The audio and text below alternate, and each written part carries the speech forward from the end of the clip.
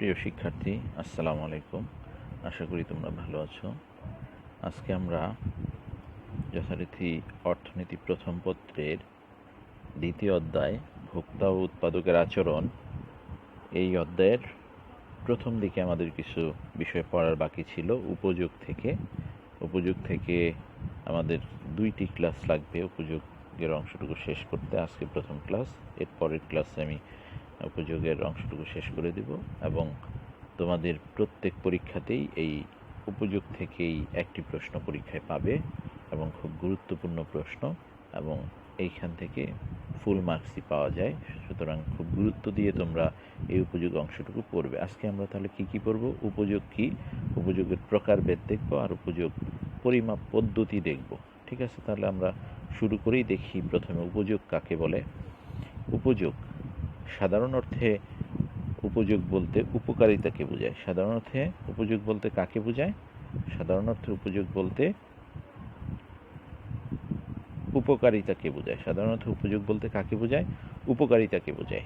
তাহলে এইটুকু আমরা বলতে পারি উপকারিতাকে বোঝায়। এর সাথে আরও কয়েকটা শব্দকে আমরা বলতে পারি উপকারিতাকে সাথে বলতে পারি। সাধারণত উপযোগ বলতে উপকারিতাকে, ভালো লাগাকে আমরা উপযোগ হিসাবে অভিহিত করতে পারি। কিন্তু অর্থনীতিতে উপযোগ বলতে কোনো দ্রব্য ও সেবার ওই বিশেষ গুণকে বোঝায়। বিশেষ গুণকে বোঝায়। তাহলে গুণ কি, এটা আমরা একটু পরে দেখছি। যার দ্বারা মানুষের বিশেষ অভাব মেটানো সম্ভব হয়। কার অভাব? মানুষের অভাব মেটানো সম্ভব হয়। তাহলে কোনো দ্রব্যের একটা গুণ থাকবে, যেই গুণটা দ্বারা মানুষের কি হবে? কোনো অভাব পূরণ হবে। এই যদি অভাব পূরণ হয় তাহলে আমরা বলবো যে ওই দ্রব্যটার উপযোগ আছে। যেমন ধরো টিউবওয়েলের পানি, তুমি যদি টিউবওয়েলের পানি পিপাসা লাগছে ওই সময় খাও, তাহলে তৃষ্ণাটা মিটে যাবে, পিপাসাটা মিটে যাবে, আর থাকবে না তোমার বুকের মধ্যে, মুখের মধ্যে, জিহ্বার মধ্যে পিপাসার সেই ভাবটা আর থাকবে না। কিন্তু তোমাকে যদি তখন সমুদ্রের লবণাক্ত পানি দেওয়া হয়, তাহলে কিন্তু তোমার মুখে দিয়ে কিন্তু তুমি ওই পানি ফেলে দেবে, আর খাইতে পারবে না, তোমার পিপাসা কিন্তু থেকেই যাবে। তার মানে সমুদ্রের পানির বিশেষ গুণটা নাই, যেইটা তোমার এই পিপাসাকে মিটাতে পারবে, তৃষ্ণাকে পরিতৃপ্ত করতে পারবে। কিন্তু টিউবওয়েলের পানির একটা বিশেষ গুণ আছে। সেটাই বলছে যে কোনো দ্রব্যের বিশেষ একটা গুণ, যেই গুণটা মানুষের অভাব পূরণ করতে পারে। তাহলে টিউবওয়েলের পানিতে এই বিশেষ গুণ আছে, তাহলে আমরা বলবো এই এই বিশেষ গুণটাই হচ্ছে কি টিউবওয়েলের পানির উপযোগ। অর্থাৎ কোনো দ্রব্যের যে অভাব মেটানোর ক্ষমতা, এই পানি তোমার অভাব মেটাচ্ছে তৃষ্ণার, এইটাকে আমরা উপযোগ বলতে পারি। উপকারিতাকে, ভালো লাগাকে, টিউবওয়েলের পানি তোমার ভালো লাগে, হ্যাঁ, অন্য ক্ষেত্রে ভালো লাগার শব্দটা ব্যবহার হয়, সেটা আমরা দেখব একটু পরেই, দেখি কীরকম হয়। তাহলে আমরা যদি বলে উপযোগ কী, তাহলে আমরা এই কথাটুকু বলতে পারি, অর্থনীতিতে উপযোগ বলতে কোনো দ্রব্য বা সেবা বিশেষ গুণকে বোঝায়। এমসিকিউ কিন্তু আসতে পারে, কীকে বোঝায়? গুণকে বোঝায়, এটা আসতে পারে। আর মানুষের কি করতে পারে? অভাব মেটাতে পারে। আর সাধারণ অর্থে বললে উপযোগ বলতে উপকারিতাকে, ভালো লাগাকে বোঝায়। ঠিক আছে, তাহলে আমরা এইটুকু উপযোগ শুনলাম। উপযোগের পরে এখন আমরা দেখি যে উপযোগ সম্পর্কে কোন কোন অর্থনীতিবিদরা কারা কি বলছে। যদি এটা আমরা দেখি, এইখানে দেখো অনেকের কথাই বলা আছে। হ্যাঁ, 3 দশক পূর্বে, তার মানে 1720 সাল, 1700, তাহলে 300 বছর আগে এটা প্রথম সুইস মানে সুইজারল্যান্ডের গণিতবিদ, দেখো ড্যানিয়েল বার্নৌলি 1738 সালে তিনি প্রথম বলেন। তারপরে ইংরেজ দার্শনিক জেরেমি বেনথাম, উনি বলেন। তারপরে দেখো ওনার জন্ম মৃত্যু সাল দেওয়া আছে। এরপরে অর্থনীতিবিদ গোসেন, ওনার পুরো নামটা হচ্ছে হারম্যান হেনরিজ গোসেন, উনি এইটা সম্পর্কে কথা বলেন। তারপরে দেখো জ্যাবন্স বলেন, তারপরে ওয়ালরাস বলেন, মার্শাল, খুব গুরুত্বপূর্ণ। হ্যাঁ, পরবর্তীকালে Edgeworth, Pareto, Hicks, Allen, P S Samuelson, অনেকগুলো নাম। এরা প্রত্যেকেই বিখ্যাত অর্থনীতিবিদ। এরা প্রত্যেকেই এই তত্ত্বটাকে মডিফাই করা, উন্নয়ন সাধনের জন্য অবদান রাখে। তবে মার্শাল হচ্ছে আমরা যা পড়ব এইখানে মার্শালের যেই অবদান, মার্শাল যে অ্যাঙ্গিকে ব্যাখ্যা করছে, সেইটা নিয়ে আমরা এই ইন্টারমিডিয়েট লেভেলে পড়ব এবং খুবই গুরুত্বপূর্ণ, চমৎকারভাবে উনি ব্যাখ্যা করেন। এইখানে দেখো মেয়ার্সের মতো অধ্যাপক, সে বলছে এই একই কথা, বিশেষ গুণ মানুষের অভাব পূরণ করতে পারে। আগে যেটা আমরা পড়ে আসলাম, এই জিনিসগুলো আমরা জানলাম এইখান থেকে, কার কার অবদান আছে, এই নামগুলো তোমরা মুখস্থ করে নিতে পারো। তারপরে দেখো এইখানে কিছু উদাহরণ দিছে। চাল, গম, খাদ্যবস্তু। চাল কি মানুষের অভাব পূরণ করতে পারে? পারে না। হ্যাঁ, রান্না করলে খাবার, চাল ভেজে খাওয়া যায়, ভাত গম রুটি করে খাওয়া যায়, যে কোনো খাদ্য, অন্ন বস্ত্র, ঘরবাড়ি, বৃষ্টি ঝড় আসলে বোঝা যায় ঘরবাড়ি, বই খাতা তোমার পড়া বা কোনো কিছু খোঁজার, হ্যাঁ, ডিকশনারি তোমার শব্দের অর্থ খোঁজার অভাব পূরণ করছে, এরকম প্রত্যেকটা এগুলো মানুষের অভাব মেটাই থাকে। এছাড়া শিক্ষক, হ্যাঁ, এই যে আমি পড়াচ্ছি এটা সহজ হয়ে যাচ্ছে, উপকার হচ্ছে, কিন্তু তোমার অভাব মিটতেছে, তারপরে ভালো লাগতেছে, হ্যাঁ, ডাক্তার, হ্যাঁ, অসুখ হলে, উকিল, মামলা মোকদ্দমায় পড়লে সে উকিল মামলা মোকদ্দমা থেকে রক্ষা করে, গায়ক, মন খারাপ গান শুনলে তাহলে মন খারাপ ভালো হয়ে যাচ্ছে, এই যে ভালো লাগার তৈরি হচ্ছে, এগুলো প্রত্যেকটাই মানুষের অভাব পূরণ করে। তাই এইসব প্রত্যেকটা জিনিসেরই এই যে যতগুলা বললাম এগুলো প্রত্যেকটারই কি আছে, উপযোগ আছে, কারণ এরা প্রত্যেকটাই কি করে মানুষের অভাব পূরণ করতে পারে। তাহলে বস্তুগত অবস্তুগত, বস্তুগত অবস্তুগত, যেমন এই দ্রব্য এগুলো হচ্ছে বস্তু, আর এই যে শিক্ষক ডাক্তার এরা কিন্তু চালের মতো কিছু বানায় না, কাপড়ের মতো কিছু বানায় না, এগুলো অবস্তুগত। তাহলে বস্তুগত হোক অবস্তুগত হোক, হ্যাঁ, পণ্যদ্রব্য, বস্তু মানে পণ্যদ্রব্য, আর সেবা মানে অবস্তুগত, হ্যাঁ, যেগুলো মানুষের বিভিন্ন রকম চাহিদা বা অভাব পূরণ এর যে ক্ষমতা বিদ্যমান থাকে তাকে উপযোগ বলে। অর্থাৎ যার মধ্যে এই জিনিসগুলো আছে, যেসব দ্রব্যের মধ্যে, সেটা বস্তুগত হোক বা অবস্তুগত হোক, এইটা যদি মানুষের অভাব পূরণ করতে পারে, মানুষের চাহিদা পূরণ করতে পারে, মানুষের যেটা দরকার সেই অভাবটা মিটাইতে পারে, তাহলে আমরা বলতে পারি যে সেই দ্রব্যটার কি আছে, উপযোগ আছে। তাহলে আমরা উপযোগ সম্পর্কে বিস্তারিত জানলাম এবং উদাহরণও জানলাম। এরকম তুমি নিজের থেকে যে কোনো, তুমি এরকম নিজের থেকে যে কোনো বিষয়ের হচ্ছে উপযোগ খুঁজতে চেষ্টা করবা, যে কোনো একটা দ্রব্য থেকে, সেটা তুমি রিক্সায় যাচ্ছ, তোমার বাড়ির রাস্তা, তোমার গাছের আম ফল, এগুলোর থেকে তুমি এগুলো খুঁজতে চেষ্টা করবা, দেখবা যদি এর মধ্যে থেকে তৃপ্তি পাও তাহলে সেটার উপযোগ আছে। আর যদি দেখো যে না এরকম তোমার কোনো উপকার আসে না, তাহলে বুঝবা যে তোমার কাছে সেটার উপযোগ নাই। তাহলে এইবার আমরা পড়বো, আমরা বলছিলাম যে পেছনে মার্শালের কথা, মার্শাল খুব গুরুত্বপূর্ণ অবদান রাখছে। তাহলে আমরা মার্শালের ভাষায় মার্শাল উপযোগকে পরিমাপের, অর্থাৎ উপযোগ, এই যে ভালো লাগা মানে তুমি ভাত খাইলা কতটুকু ভালো লাগলো, এটা এই আমরা সাধারণত বলি, যেমন আমি একটা যদি গল্প বলি, তোমার বাসায় কাঁঠাল নিয়ে আসলো তোমার বাবা, তাহলে তুমি কাঁঠালটা খাওয়ার পরে তুমি কিন্তু এইভাবে বলো খুব ভালো লাগছে, তারপরে বলো ভালো লাগছে, মোটামুটি ভালো, না ভালো লাগে নাই, এইভাবেই আমরা প্রকাশ করি। এই যে প্রকাশ করি এইটা এই প্রকাশের জিনিস, এটা কিন্তু উপযোগ মাপতেছি, খুব ভালো মানে অনেক বেশি একটা ব্যাপার বলতেছো, আর ভালো, হ্যাঁ ভালো, একটু কম, তার চাইতে কম, মোটামুটি চলে, আর একটু কম, না খারাপ, ভালো না, পচা, ভালো না। তাহলে এই যে তুমি ভালো লাগার কিন্তু পরিমাপ করতেছ, এই যে এই বিষয়টা, এইটা হচ্ছে উপযোগের পরিমাপ করা, এইটা এক ধরনের পরিমাপ, ভালো কম ভালো দিয়ে, হ্যাঁ, এটার মাত্রাটা তুমি বুঝাচ্ছ। মার্শাল বলছে এইভাবে একটা পরিমাপ করা যায়। মার্শাল আরও একটা ব্যাপার বলছে, সেটা বলছে হচ্ছে সংখ্যা দ্বারা, বলছে হ্যাঁ, ধরো আমি যদি বলি, ধরো তুমিও দাওয়াত খাইতে গেছো, আমিও গেছি, আবার একজন লোক যে বছরে একদিন দাওয়াত খায় না, গরুর মাংস খায় না, মুরগির রোস্ট খায় না, সেও দাওয়াত খাইতে গেছে, তো রান্না টান্না খুব ভালো হয় নাই, তো এখন যে আর বাড়িতে দাওয়াত, তা সে জিজ্ঞেস করতেছে তোমাকে কেমন হয়েছে, তুমি খারাপ হইলে তো মুখে মুখে বলতে পারবে না, বললা যে না ভালোই হয়েছে, আমাকে জিজ্ঞেস করছে, আমি না ভালোই হয়েছে, রিক্সাওয়ালাকেও জিজ্ঞেস করছে, বলছে না ভালোই হয়েছে, ভালোই, তিনজনই ভালোই হয়েছে বললাম, কিন্তু ভেতরে ভেতরে কিন্তু রিক্সাওয়ালারটা হইলো বেশি ভালো লাগছে, সে যা পাইছে তাই খাইছে, খুব ভালো লাগছে, তোমার আমার কিন্তু তার চাইতে কম ভালো লাগছে, কিন্তু মুখে মুখে কিন্তু তিনজনই সমান। মার্শাল দেখলো যে এইভাবে মুখের কথায় তো প্যাঁচ লেগে যায়, মুখে বলছে একটা, ভিতরে আরেকটা, এই জন্য একটা মার্কিং সিস্টেমে যাওয়া দরকার। মার্কিং, যেমন ওই রিক্সাওয়ালাকে বললে বলতো না 100 হয়েছে, তার মানে খুব ভালো, তোমাকে বললে তুমি হয়তো বলতাম 90, আমি বলতাম 80, তাহলে ভালো লাগার মাত্রাটা কিন্তু মাপা যায় তো ঠিকভাবে, যে বাবুর্চি কত ভালো রান্না করছে বা তার বাড়ির রান্নাটা কত ভালো হয়েছে। মার্শাল এই ধরনের প্যাচের ব্যাপারগুলো চিন্তা করে বলছে যে না, উপযোগকে আমরা সংখ্যায় পরিমাপ করতে পারি। কিভাবে? এই দেখো এখানে বলছে সংখ্যায়, কার্ডিনাল, এই জিনিসটাও মুখস্থ করতে হবে। কার্ডিনাল মেজারমেন্ট কি? কার্ডিনাল মেজারমেন্ট, এটা মনে রাখতে হবে। মার্শাল দুইভাবে ভাগ করছে, একটা বলছে সংখ্যাগত, আরেকটা বলছে পর্যায়গত। একটা বলছে সংখ্যাগত, আরেকটা কি পর্যায়গত। তাহলে সংখ্যাগত মানে তুমি কোনো জিনিস ভোগ করে খেয়ে তোমাকে সংখ্যায় বলতে হবে কত ভালো লাগছে। যেমন আমি আরও এটার আরেকটা উদাহরণ দিই, ধরো তোমার আব্বা কমলা নিয়ে আসছে বাসায়, সন্ধ্যার সময় নিয়ে এসা তোমাকে এই বছরের প্রথম কমলা নিয়ে আসছে, তোমাকে একটা কমলা দিল হাতে, তুমি খাইলা, খাওয়ার পর তোমার আব্বা জিজ্ঞেস করলো কেমন লাগছে, তুমি বললা খুব ভালো লাগছে। তোমার আব্বা বললো না এইসব চলবে না, তুমি আমাকে ইয়েতে বলো, হ্যাঁ 5-এর মধ্যে মার্কিং করো। তুমি বললা না এর চাইতেও তো ভালো হয়, ঠিক আছে যাও 5-এর মধ্যে 4। তাহলে এটা বছরের প্রথম কমলা খাইছো, খুব ভালো লাগছে, এবারে জিহ্বায় পানি পড়ে যায়, এরকম অবস্থা। এর পরেরটাই কিন্তু আরেকটু কম ভালো লাগবে। তোমার আব্বা তোমাকে আরেকটা কমলা দিল, তুমি এইটা খাইলা, খাওয়ার পর বললো আচ্ছা এইটা কেমন লাগছে বলো। আগেরটা চাইতে এটা কিন্তু একটু জিহ্বায় মনে একটু টানবে কম, একটু ভালো কম লাগবে, স্বাদ ওই একই রকমের হইলো, যেহেতু মনটা ভরে গেছে, জিহ্বাটা ভরে গেছে, আত্মাটা একটু ভরে গেছে, এই কারণে কিন্তু একটু কম ভালো লাগবে। তাহলে তুমি বললা যে না এটা 5-এর মধ্যে 3, অর্থাৎ আরেকটা দিলে 2, আরেকটা দিলে 1, আরেকটা দিলে 0, আরেকটা দিলে একবারে পেট ভরে নাক পর্যন্ত গলা পর্যন্ত ভরে গেছে, তখন এটা খাইলে হয়তো বমি হবে বা পেট খারাপ হবে, এটা তোমার নেগেটিভে চলে যাবে, আরও খারাপের দিকে যাবে। এইরকম বিষয়টা মাশাআল্লাহ এইভাবে বুঝাইছে যে কোনো দ্রব্য খেয়ে এরকম সংখ্যায় সংখ্যায় ভালো লাগাটা বলতে হবে, মার্কিং করতে হবে। 5-এর মধ্যে না করে তুমি 100-তেও করতে পারো, 100-র মধ্যে 80, 90 এইভাবে দিয়ে তুমি মার্কিং করতে পারো। মার্শাল বলছে যে উপযুক্ত সংখ্যায় মাপতে হবে, তাহলে ঝামেলা থাকবে না। কে কত ভালো মন্দ বলছে সংখ্যায় বললে এটা ব্যবধানটা বোঝা যায়। হ্যাঁ, একজন বলছে 40, আরেকজন বলছে 80, তাহলে কত গুণ বেশি, হ্যাঁ কত বেশি অনুপাতেও বের করা যায়। তাহলে এই যে এই সংখ্যাবাচক পরিমাপ, এইটার সংজ্ঞা বইতে যা আছে থাকুক, আমি যেটা বলি এটা তুমি লিখে নেবা। উপযুক্তকে যখন সংখ্যায় পরিমাপ করা হয় তখন তাকে বলা হয় সংখ্যাবাচক পরিমাপ।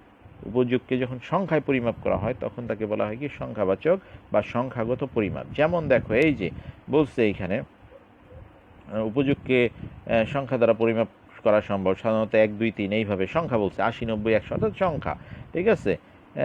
একে অনুপাত হিসাবে প্রকাশ করা যায়। আমি কিন্তু বলছি যে আমি কমলা খেয়ে বললাম 80, তুমি বললা 40, তাহলে দুইজনের ব্যবধান কি দ্বিগুণ, কিন্তু অনুপাত হিসাবে দ্বিগুণ অনুপাত এইরকম বলা যায়, ঠিক আছে। এরকম হ্যাঁ, বিভিন্ন পণ্যের মধ্যে উপযোগের মধ্যে তুলনার উদ্দেশ্য, আমার সাথে তোমার উপযোগের তুলনা করা গেল, দ্বিগুণ প্রায় এরকম দ্বিগুণ, তাহলে এই বিষয়গুলো এইখান থেকে পাওয়া যায়।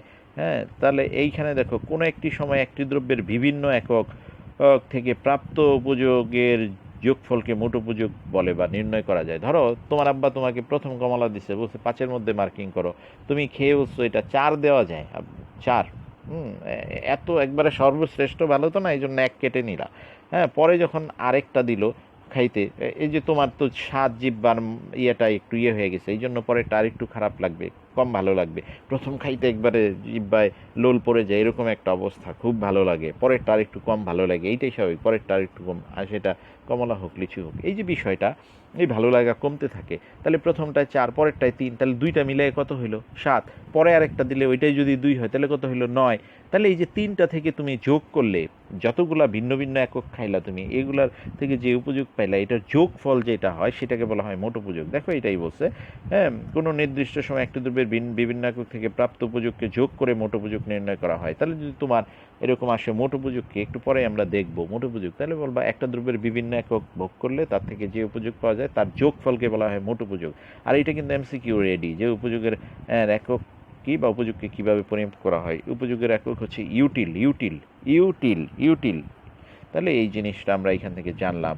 তাহলে উপযোগকে যখন সংখ্যায় পরিমাপ করা হয় তাকে বলা হয় সংখ্যাবাচক পরিমাপ। এটার আবিষ্কারককে এই পদ্ধতির বলছে যে আমি প্রথমে বলছি মার্শাল, পরে বলছি পর্যায়বাচক পরিমাপ। এইটাও এইখানে যা বলছে বলুক, আমি যেভাবে বলি সেইভাবে তুমি লিখে নিবা।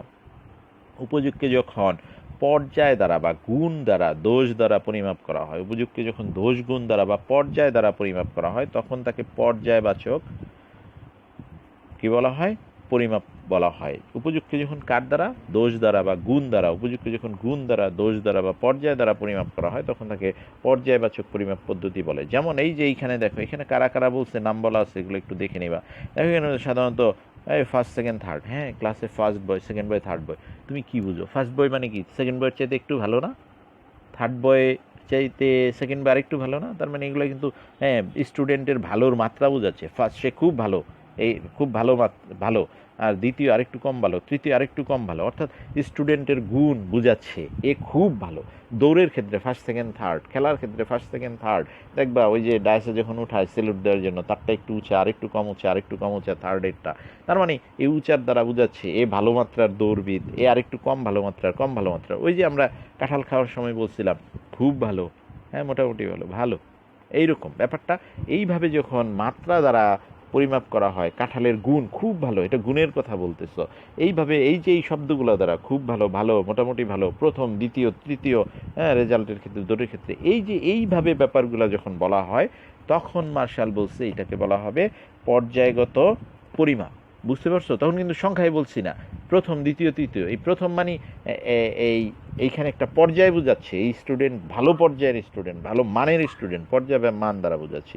তাহলে এই বিষয়গুলো এইখানে তুমি দেখতে পাচ্ছ। এইখানে দেখো আরেকটা কথা খুব চমৎকার বলছে, উপযোগের ক্ষেত্রে নীতি নৈতিকতা স্বাস্থ্যকর না ক্ষতিকর এই বিষয়টি বিবেচনা করা হয় না। এটা কিন্তু এমসিকিউর ক্ষেত্রে আসতে পারে, এই জন্য এগুলো একটু দেখে রাখবা। তাহলে উপযোগ পরিমাপের কয়টা পদ্ধতি আছে? দুইটা পদ্ধতি, এমসিকিউ আসতে পারে। হ্যাঁ, তাহলে এই দুইটা পদ্ধতি, একটা পদ্ধতি হচ্ছে সংখ্যাবাচক পদ্ধতি, আরেকটা হচ্ছে তোমার পর্যায়বাচক পদ্ধতি। সংখ্যাবাচক কখন? যখন উপযোগকে সংখ্যার মাধ্যমে পরিমাপ করা হয়। হ্যাঁ, এবং আমি কিন্তু একটা উদাহরণ দিলাম যে তুমি কমলা খাইলা, খাওয়ার পরে তোমাকে 5-এর মধ্যে 4 মার্কিং করলা, এইটা হচ্ছে তোমার হচ্ছে সংখ্যাবাচক এরকম। বা তুমি 100-র মধ্যে 80 দিলা, অর্থাৎ খেয়ে ভালো লাগাটাকে মানে সংখ্যায় বলতে হবে। এটা অদ্ভুত একটা ব্যাপার, আমরা এটাতে প্র্যাকটিস করি না, সমাজে না, সংসারে না, কোথাও না। হ্যাঁ, খেয়ে দিয়ে এইভাবে বা কোনো কাজ করে সংখ্যায় বলি না, কিন্তু মার্শাল বলছে এইভাবে। এবং কেন সেটাও কিন্তু আমি বলছি, যে ওই যে একটা বললাম যে আমি তুমি এবং হচ্ছে রিক্সা চালক দাওয়াত খাইতে গেছি, তিনজনই বলছি ভালো, কিন্তু মনের মধ্যে ওইখানে সংখ্যায় দিলে কিন্তু পার্থক্য বোঝা যায়। রিক্সা চালক হ্যাঁ 100%, তুমি 90 আমি 80, এইভাবে বেশ বিষয়গুলো ঘটে। এই জন্য সেই পদ্ধতি আবিষ্কার করছে, হ্যাঁ, যাতে এই জায়গাগুলো ধরা যায় ভালোভাবে। আচ্ছা, এইবার আমরা যাব একটা ছক দেখে এসে আরেকটু জিনিস পড়বো। দেখো এই ছকটা আমি নিজে থেকে দিয়ে এসেছি, বইতে একটু কঠিনভাবে দেওয়া আছে। তাহলে তুমি যদি এইখান থেকে দেখো, দেখো আমি ধরো তোমাকে 6টা কমলা লেবু তোমার আব্বা খাইতে দিচ্ছে। কয়টা কমলা লেবু? 6টা। এবং 5-এর মধ্যে মার্কিং করতে বলছে। এই ছকটা পড়লে আমরা কি কি দেখো, ধনাত্মক, শূন্য, ঋণাত্মক প্রান্তিক উপযোগ কাকে বলে সেটা জানতে পারবো। মোট প্রান্তিক উপযোগের পার্থক্য খুব ইম্পর্টেন্ট জিনিস, সেটা জানতে পারবো। আর ঋণাত্মক, শূন্য, ধনাত্মক রেখে আসা 2টা পেজের মধ্যে এগুলো আছে, সেটা আমরা জানতে পারবো।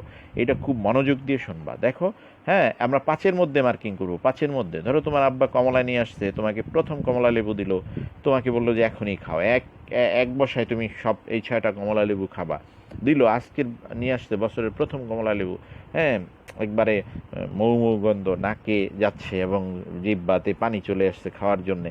তুমি খাইলা, খাওয়ার পর তোমার আব্বা বলল মার্শালের পদ্ধতিতে অ্যান্সার দিবা। মার্শালের যে সংখ্যাবাচক পদ্ধতি আছে, হ্যাঁ, কার্ডিনাল ইউটিলিটি মেজারমেন্ট, সেইভাবে অ্যান্সার দিবা। কার্ডিনাল মানে সংখ্যায় বলতে হবে। তোমাকে বললো যে 5-এর মধ্যে এটা কেমন টেস্ট হয়েছে বলো।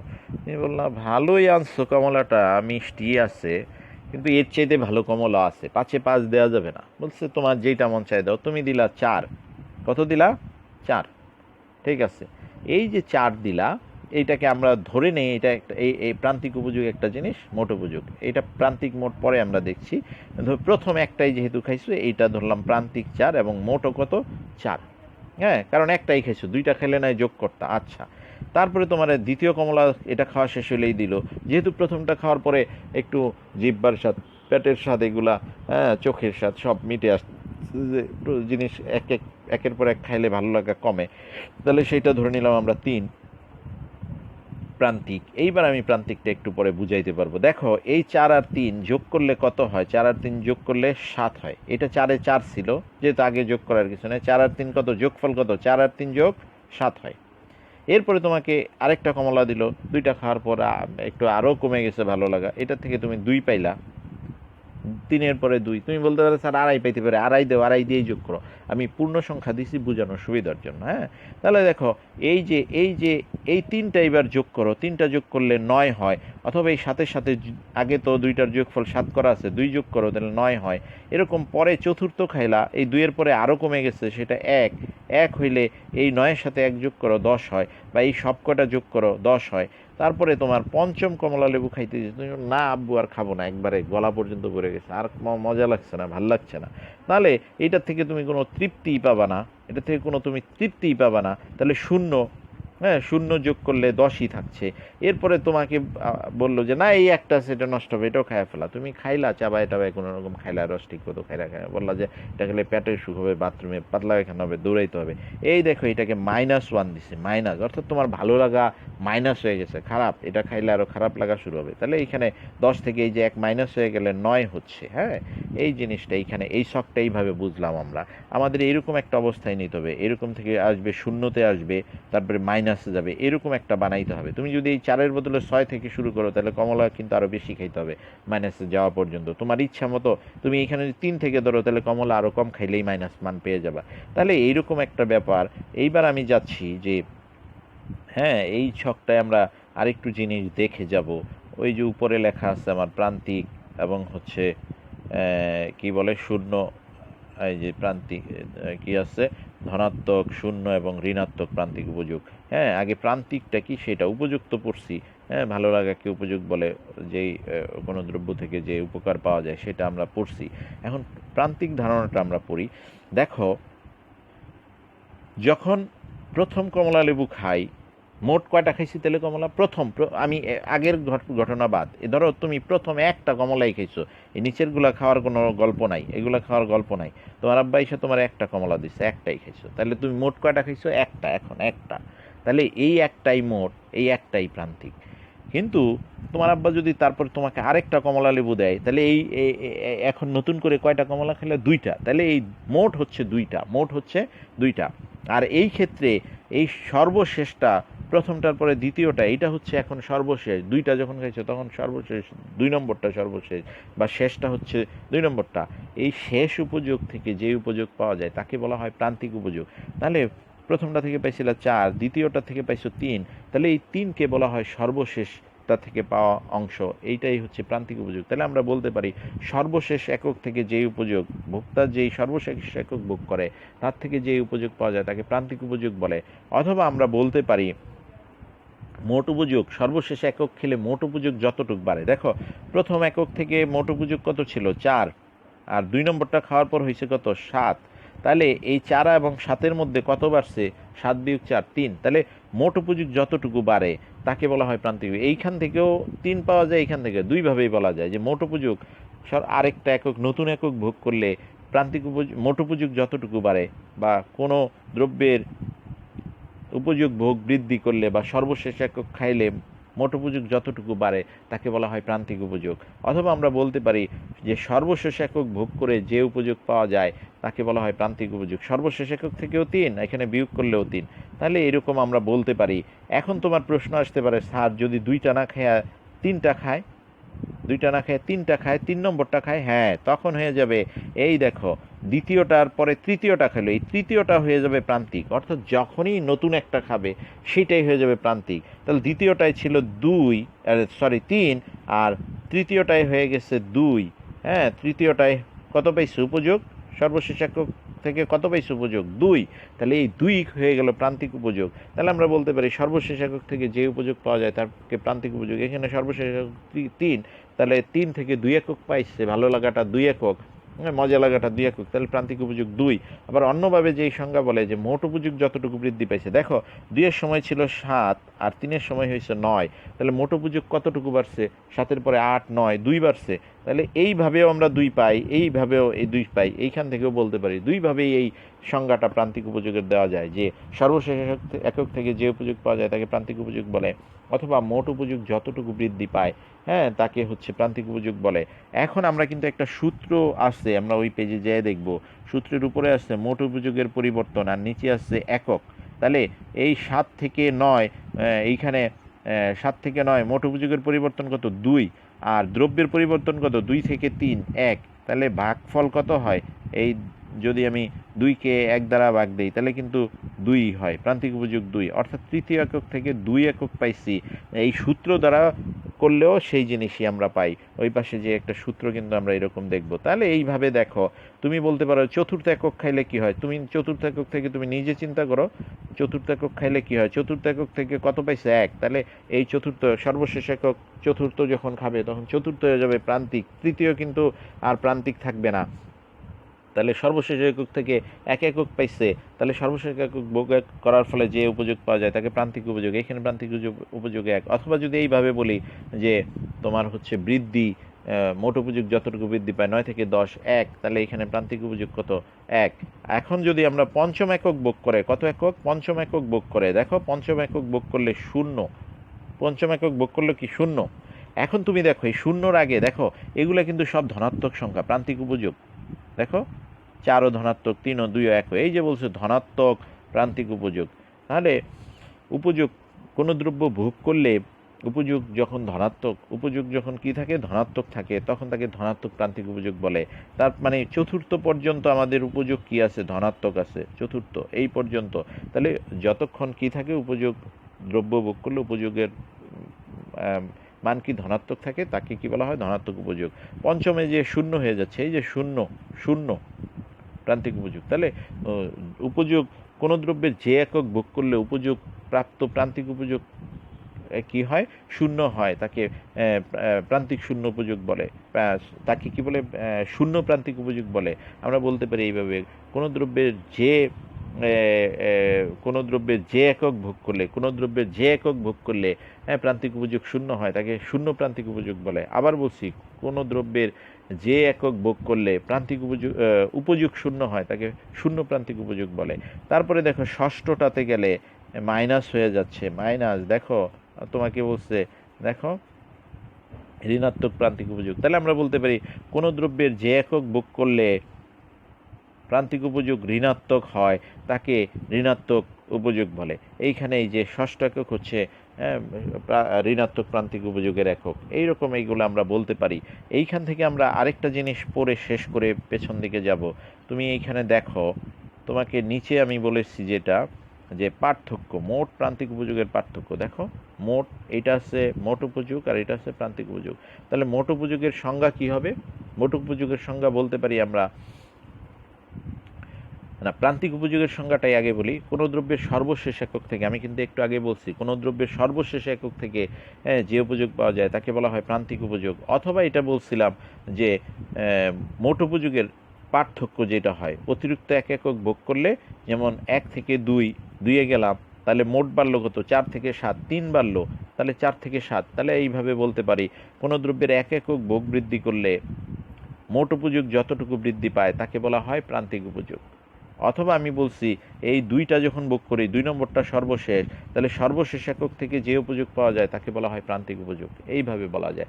আর মোট উপযোগের সঙ্গে আমরা বলতে পারি যে কোনো দ্রব্যের যতগুলো একক ভোগ করা হয় তা থেকে যে উপযোগ পাওয়া যায় তার যোগফলকে বলা হয় মোট উপযোগ। কোনো দ্রব্যের আমরা একটু আগেও সেটা দেখে আসছিলাম, ওই যে সংখ্যাগত উপযোগ পরিমাপ পদ্ধতির ওইখানে দেখে আসছিলাম যে ভিন্ন ভিন্ন একক ভোগ করা হয়, সেই এককগুলো থেকে যে উপযোগ পাওয়া যায় তার যোগফলকে বলা হয় মোট উপযোগ। তাহলে সংজ্ঞা আকারে আমরা বলে ফেললাম, একটা আমাদের পার্থক্য হয়ে গেল। এরপর আমরা বলতে পারি প্রান্তিক উপযোগ দ্রব্যের ভোগ বাড়ার সাথে সাথে, এই 4 পর্যন্ত দেখো 1 থেকে 2, 2 থেকে 3, 3 থেকে 4, দ্রব্যের একক যতই ভোগ বাড়তেছে প্রান্তিক উপযোগ ততই কমতেছে। তাহলে আমরা বলতে পারি প্রান্তিক উপযোগের ঘরে লিখতে পারি দ্রব্যের একক ভোগ বাড়ার সাথে সাথে কি হয় প্রান্তিক উপযোগ কমতে থাকে। আর মোট উপযোগের ঘরে লিখতে পারি দেখো এই 4 পর্যন্ত দ্রব্যের একক যতই ভোগ বাড়তে থাকে 1 থেকে 4-এর দিকে যাইতে থাকে মোট উপযোগ ততই বাড়তে থাকে। এই দুইটা বলে ফেললাম। এইবার আমরা যদি বলি দেখো এই যে এই পঞ্চমের ক্ষেত্রে দেখো প্রান্তিকের ঘরে লিখব প্রান্তিক উপযোগ যখন শূন্য হয় মোট উপযোগ তখন সর্বোচ্চ হয়। আর মোট উপযোগের ঘরে লিখব মোট উপযোগ যখন সর্বোচ্চ হয় প্রান্তিক উপযোগ তখন শূন্য হয়। এইটা ভালো করে দেখো, এই 0 আর 10-এর তুলনা করব। প্রান্তিক যখন শূন্য হয় মোট উপযোগ তখন সর্বোচ্চ হয়। আবার এই মোট উপযোগের ক্ষেত্রে লিখতে পারি মোট উপযোগ যখন সর্বোচ্চ হয় প্রান্তিক তখন শূন্য হয়।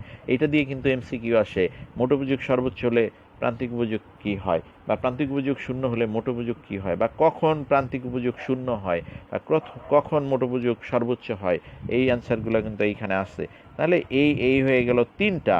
এরপরে 4 নম্বরটায় যদি যাই, ষষ্ঠটা থেকে দেখো প্রান্তিক উপযোগ যখন ঋণাত্মক হয় মোট উপযোগ তখন কমতে থাকে। আর মোট উপযোগের ঘরে লিখতে পারি মোট উপযোগ যখন ঋণাত্মক হয় প্রান্তিক উপযোগ তখন কমতে থাকে। দেখো সংজ্ঞা দিলাম, এই 4টা পর্যন্ত বললাম, তারপরে এই 0 দিয়ে একটা বললাম ঋণাত্মক দিয়ে। এইটুক কথা শুনলে তুমি এটা থেকে লিখে ফেলতে পারবা। তাহলে আমরা পার্থক্যটা পড়ে ফেললাম এবং এইখান থেকে আমরা মোট উপযোগ প্রান্তিক উপযোগের সংজ্ঞাও পড়লাম এবং এই শখটা দেখলাম। এই শখটা আগামী দিনের পড়ায় কিন্তু বড় রচনামূলক একটা প্রশ্ন পড়ব, তখন লাগবে।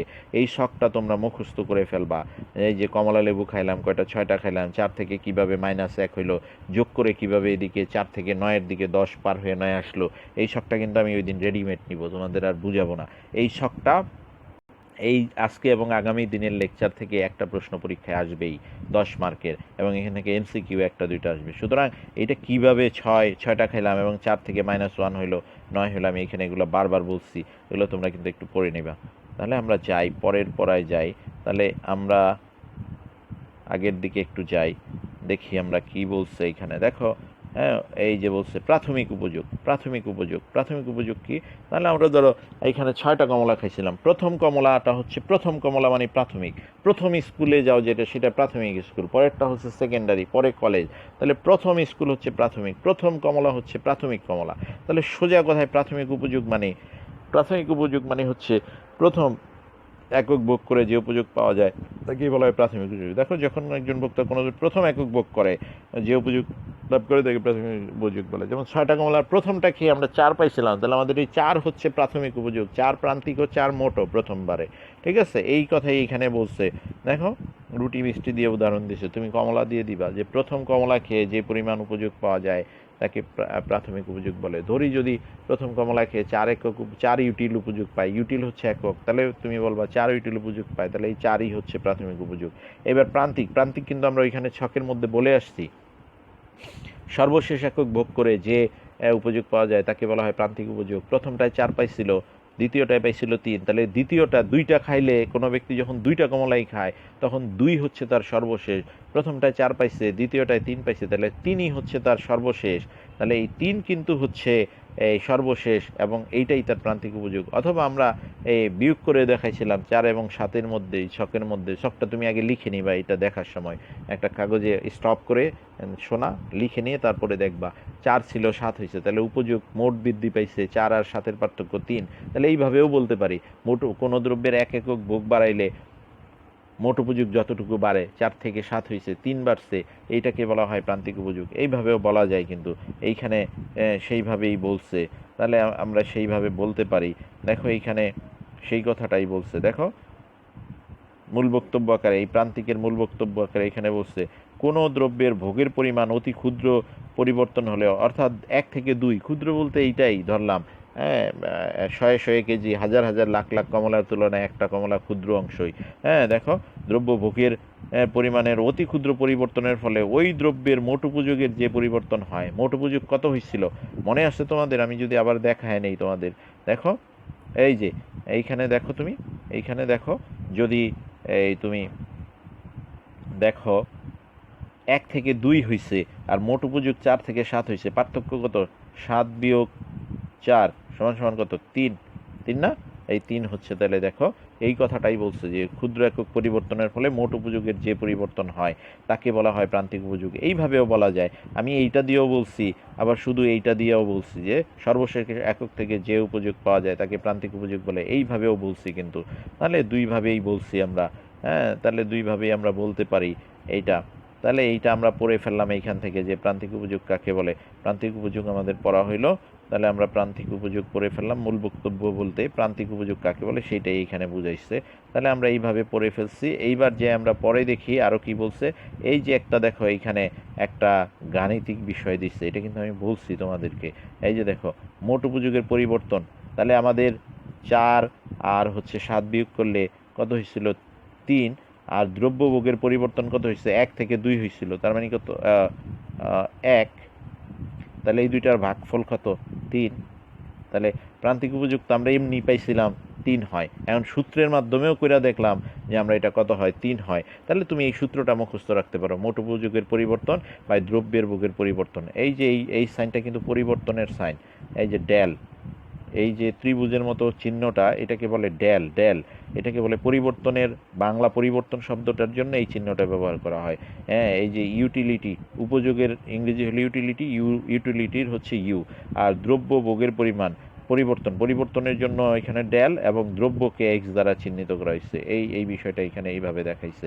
তাহলে এইটা আমরা দেখে ফেললাম। এইবার আমরা যাই, আমাদের পড়া প্রায় শেষের দিকে চলে আসছি, খুব বেশি পড়ার নাই।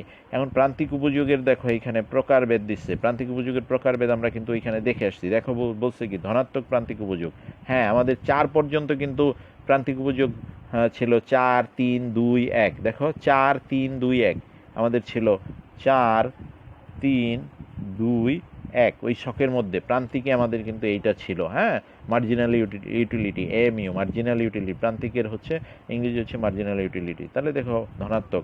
দেখো, 1 2 3 4 এই 4 একক পর্যন্ত 4 3 2 1 ছিল আমাদের ছকের মধ্যে। যদি তুমি দেখো যখন কোনো একটি দ্রব্য ভোগের মাধ্যমে মোট উপযোগ বৃদ্ধি পায় তখন প্রান্তিক উপযোগ ধনাত্মক হয়। এইটা ওরা দিছে এইভাবে, প্রান্তিক উপযোগের সংজ্ঞা কে দিয়ে দিচ্ছে। আমরা কিন্তু এইভাবে না দিয়ে আমরা এইভাবে দিতে পারি। দেখো ওরা বলছে কি,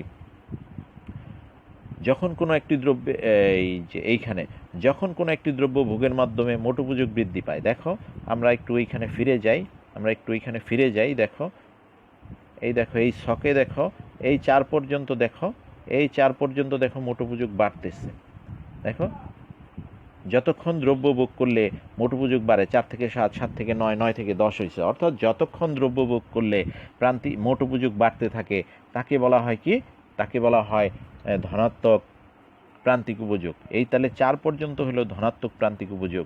অথবা আমরা বলতে পারি যতক্ষণ দ্রব্য ভোগ করলে প্রান্তিক উপযোগ ধনাত্মক হয়, এই যে 1 পর্যন্ত যতক্ষণ ধনাত্মক হয়, অর্থাৎ দ্রব্য ভোগ বাড়াইতে থাকলে যতক্ষণ প্রান্তিক উপযোগ ধনাত্মক হয় তাকে বলা হয় ধনাত্মক প্রান্তিক উপযোগ।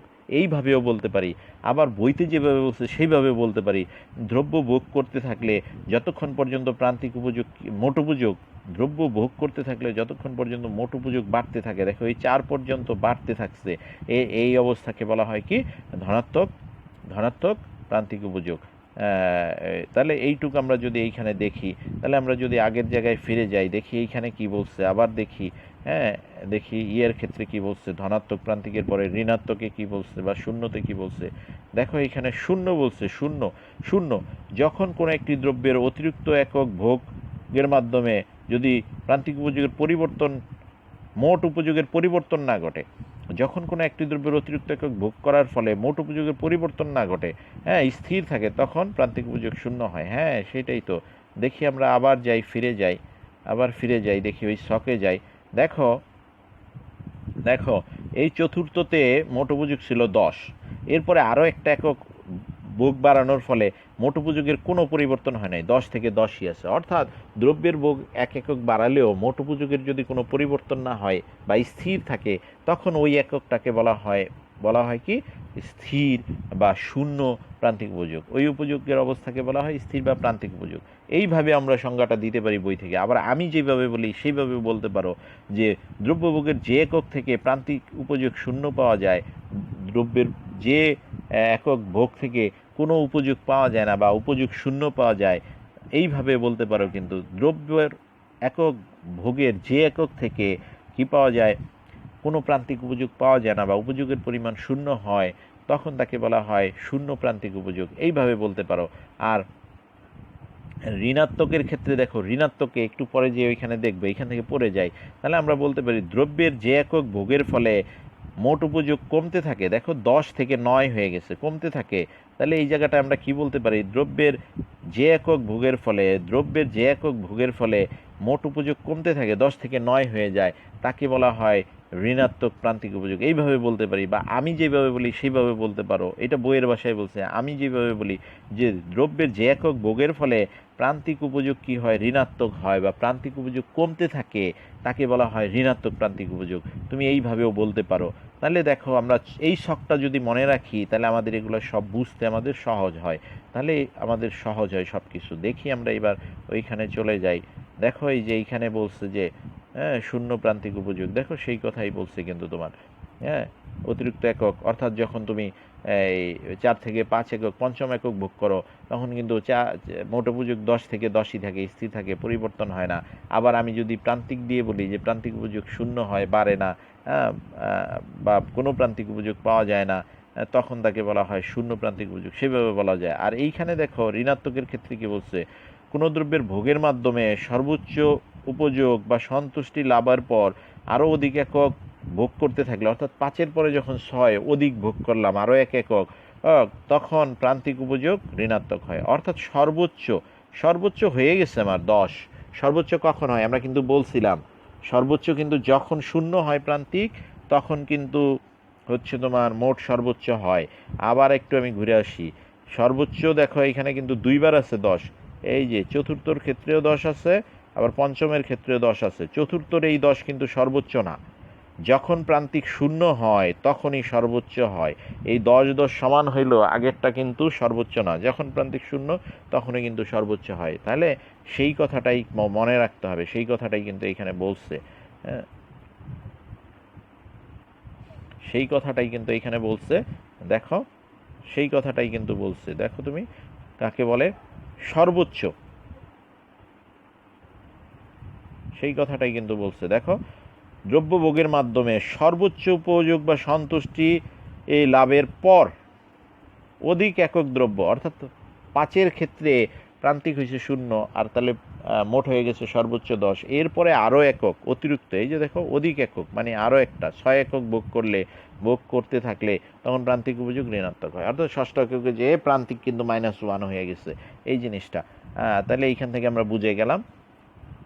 এইবার দেখো মোট উপযোগ বলছে, মোট উপযোগ কিন্তু আমরা পড়ে ফেলছি, ওই যে সংখ্যাগতর ওইখানেও মার্শাল বলছে, ওইখানেও পড়ছি, ছকেও পড়লাম যে কোনো দ্রব্যের যতগুলো একক ভোগ করা হয়, ভিন্ন ভিন্ন যে একক ভোগ করা হয়, এই এককগুলো থেকে যে উপযোগ পাওয়া যায় তার যোগফলকে বলা হয় কি, তার যোগফলকে বলা হয় কি, তার যোগফলকে বলা হয় মোট উপযোগ। তাহলে আমরা কয়টা, যদি আমরা এইখানে একটা উদাহরণ দিচ্ছে নিচে, দেখো দেখো এই টি ইউ মানে হচ্ছে টোটাল ইউটিলিটি, MU1 মানে প্রথম দ্রব্যের প্রাপ্ত উপযোগ, সেটা আমাদের ছিল, ধরি প্রথম দ্রব্য আমরা খাইছিলাম কমলা 4 পাইছিলাম।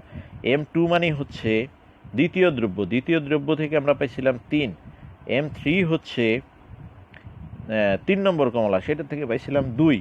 এইভাবে তুমি MN পর্যন্ত, আমরা জানি এই এক্সটেনশনের এই সূত্রটা জানি, হ্যাঁ, প্লাস দিয়ে MN পর্যন্ত তুমি যতগুলা খাও ততগুলা। তাহলে আমরা যদি এই 3টা MN না, আমরা যদি এই 3টাই খাই, 3টার যোগফল কত হয়, 3টার যোগফল কত, 7, 8, 9 হয়। তাহলে এই ক্ষেত্রে মোট উপযোগ কত, 9। যদি আরেকটা খাই একবারে তাহলে 10 হবে। অর্থাৎ একটা সময়, একটা নির্দিষ্ট সময় একজন ভোক্তা বা একজন ভোগকারী, হ্যাঁ, বা একজন খাদক যতগুলো দ্রব্য ভোগ করে তার থেকে যে উপযোগগুলো পায় তার যোগফলকেই বলা হয় মোট উপযোগ। এবং এই সূত্রটা কিন্তু এইটা, হ্যাঁ, টিইউ সমান সমান MU1, MU2, MU3 up to MU4, এইভাবে দিয়ে তুমি আপ টু n পর্যন্ত দিতে পারো কিন্তু। তাহলে এই জিনিসগুলো আমরা এখান থেকে দেখে ফেললাম। তাহলে আজকে আমরা কি কি পড়লাম? আমরা পড়লাম উপযোগের, আমরা আজকের ক্লাসের শেষের দিকে চলে আসছি। আজকে আমরা তাহলে কি কি পড়লাম? আজকে আমরা পড়লাম, প্রথমে পড়লাম উপযোগ, তারপরে পড়লাম উপযোগের পরিমাপ পদ্ধতি পড়লাম, পরিমাপের 2টা পদ্ধতি, সংখ্যাগত এবং পর্যায়গত। সংখ্যাগত কাকে বলে, হ্যাঁ, এবং পর্যায়গত কাকে বলে আমার লেকচার শুনে শুনে কিন্তু বইয়ের থেকে ভিন্নভাবে বলছি, এগুলো লিখে নিবা। এবং এরপরে আমরা গেছি একটা শখের মধ্যে থেকে আমরা দেখছি যে কমলা খাইলে কীভাবে প্রান্তিক উপযোগ কমতে থাকে, মোট উপযোগ বাড়তে থাকে, প্রান্তিক শূন্য হলে মোট সর্বোচ্চ হয় এবং প্রান্তিক ঋণাত্মক হলে মোট কমতে থাকে, এই বিষয়গুলো দেখছি। দেখে এসে আমরা আবার দেখলাম প্রান্তিক উপযোগের সংজ্ঞা, এইখানেও পড়ছি, আবার প্রান্তিক উপযোগের সংজ্ঞা পড়লাম প্রকারভেদের মধ্যে, এবং আমরা প্রাথমিক উপযোগের সংজ্ঞা পড়লাম, প্রান্তিক উপযোগের সংজ্ঞা পড়লাম, প্রান্তিকের 3টা ধরনের উপযোগ পড়লাম, একটা হচ্ছে ধনাত্মক প্রান্তিক, শূন্য প্রান্তিক এবং ঋণাত্মক প্রান্তিক, এটা আমরা ছকের মধ্য থেকেও বের করলাম এবং সংজ্ঞায়ও পড়লাম। এরপরে আমরা সর্বশেষ পড়লাম মোট উপযোগ কাকে বলে, এবং আমরা জানলাম যে এই যে এই উপযোগ পরিমাপের যে 2টা পদ্ধতি, সংখ্যাগত এবং পর্যায়গত, এই ধারণাটা আমাদেরকে দিয়েছে কি, মার্শাল দিয়েছে। তাহলে আজকের ক্লাস এই পর্যন্তই, খুব মনোযোগ দিয়ে তোমরা শুনবা। আশা করি এই করোনার আবার বেড়ে যাচ্ছে, এই সময়টা সবাই সতর্ক থাকবা এবং যতটা সম্ভব বাসা থেকে বেরোইতে কম চেষ্টা করবা। বেঁচে থাকলে জীবনে সব কিছুই হবে, যেখানে বেঁচে থাকতে পারাটাই সৌভাগ্যের বিষয়। সুতরাং সবাই স্বাস্থ্যবিধি মেনে নিরাপদে থাকবা। সবাইকে ধন্যবাদ।